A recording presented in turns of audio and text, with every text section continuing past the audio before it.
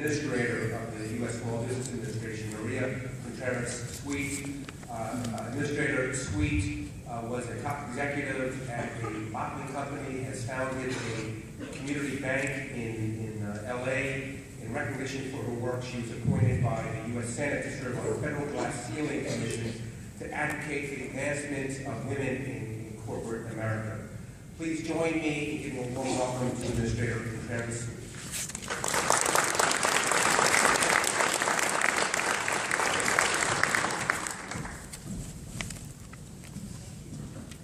Good morning. How's everybody doing? I hope we're all doing great. It's a good time of the year. The weather's still decent. I'm new to DC, and last year there was a lot of snow at this time. So it's kind of nice. I'm from Los Angeles. Anybody from LA?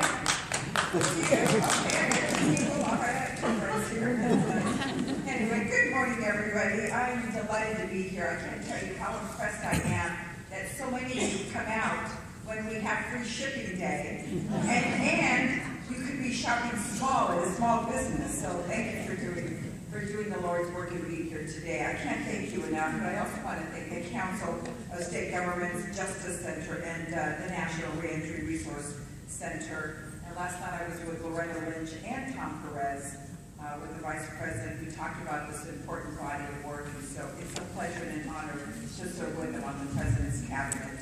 Let me thank all of you, each of you, for being here and for doing this important work. I'm so sincere about that. It's not easy. It's not always popular what we do, but we're delighted that you do this work. You know that there's so much that we take for granted around this time of the season, staying safe and in the comfort of our home and finding this for loved ones. But these things that we do take for granted are some of the toughest times and things that the returning citizens cannot do. Without stable employment and the income, the dignity that it brings, this is often the most difficult time of the year for returning citizens. Without employment, affordable housing is not affordable. Minor medical problems, for example, can become major ones. Your clients' children are often forced to go without. That's why the work that you've chosen is so critical, so fundamental. You are the difference makers. Your work may not make you rich, but I know that it will enrich you. I know that you all saw the wonderful visit of Pope Francis. What an honor to have him here in our country. And you remember when he went to Philadelphia, what did he do? He went to visit a correctional facility. And what did he do there? He washed the incarcerated feet. What a powerful image of what it is to actually serve, public service.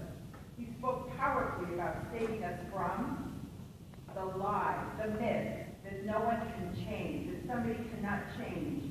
He told the inmates, this time in your life can only have one purpose, to give you a hand in getting back on the right road to rejoin society. The Pope went on to say, all of us must be part of that effort to encourage, to help, and enable the rehabilitation which benefits and elevates the entire community.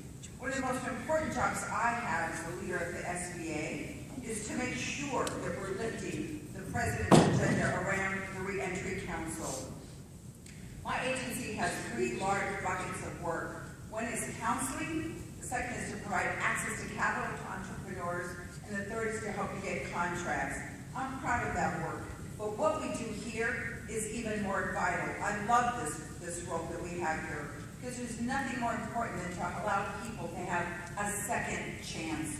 We all believe in forgiveness and to allow people to have a second chance. I just have a couple of stories that I want to share with you. Because at the SBA, we do 2 things fundamentally in this space. We support small businesses committed to providing employment opportunities to this critical population. And 2, we help returning citizens become their own boss. If you can't find a job, you can start your own. So I wanted to honor 2 people who are here that I think have amazing stories. Pedro Alonso is a district resident. He owns a $40 million district construction company. For years, he watched with frustration as the prison system's revolving door released district residents back into neighborhoods where job prospects were few and far between. construction contracts were being built by outsiders that here in the district. And so he decided to do something about it. Petco announced, the local utility company you may be familiar with, announced a $1.2 billion contract. They wanted to generate 1,000 jobs. But Pedro didn't want those jobs to go to people outside of the district. And so what he did is he decided to use his small business to change the world. His small business pledged to train returning citizens for construction jobs that pay up to $15 an hour just to start. After they took this training, they could get $30 an hour. As a result, I'm telling you that he stepped in, and in an amazing way, he teamed up with Mayor Browser at a ribbon-cutting ceremony to build a DCI Washington Training Complex, a 30,000 square foot state-of-the-art facility. The first class of returning citizens will begin their training next month. Pedro has one rule that's sacrosanct. He will only hire people for jobs that exist right now. He is changing the world by hiring people, training them, and building a new way of life for them. Pedro, thank you so much for being here. Thank you.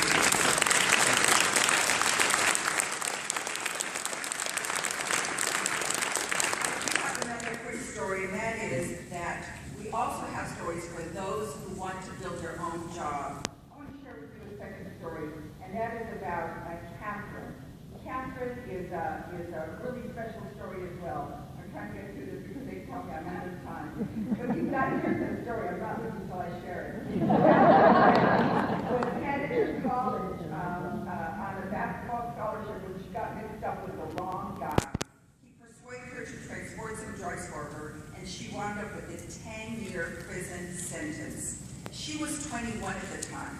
In prison, she became depressed, lost her faith, and almost her life. But after hitting rock bottom, she became determined to turn her life around. One day, in the prison library, she came across a magazine called Black Enterprise Magazine. She saw a woman in a hard hat, and she said, I can be that person. She went on to work in the prison as a crew chief on a construction project there. She became the leader of others. Then she was released, and it wasn't easy. When she applied for a job, she checked the box of her criminal history. She was honest, but no one would hire her. So she tried not checking the box. She got hired. Her new employer loved her. But then 2 weeks later, the results of her background check came back through, and you know what happened? She got fired. Katherine went to work for a Habitat for Humanity and saved a little money. From there, with a little money in her pocket, she bought a house in foreclosure. That's when she came to the SBA, and we gave her some training and some counseling. A few years later, she returned to SBA. We certified her as a HUD zone provider and contractor. Today, she leads a company, and she's working on a $10 million contract. There, she's now managing contracts for McDonald's, for Dollar General, for 7-Eleven, and she's lead in projects in more than 20 states, ladies and gentlemen. Katherine now runs a nonprofit, and it's called Do It Girl.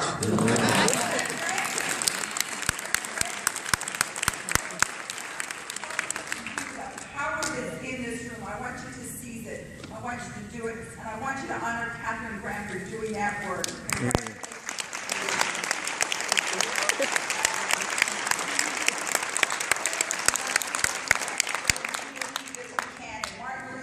Told us, he said, what good is it to be able to sit at an integrated counter if you can't afford to buy the hamburger? He understood that as we advance civil rights, we must advance market rights. We need to communicate to Martin, or the good doctor, that we're not here to help people buy that hamburger anymore. We're here to help them buy the restaurant, to build ownership, to change the destiny of people so that they can change the lives of their children and theirs. Thank you for doing that work. God bless you.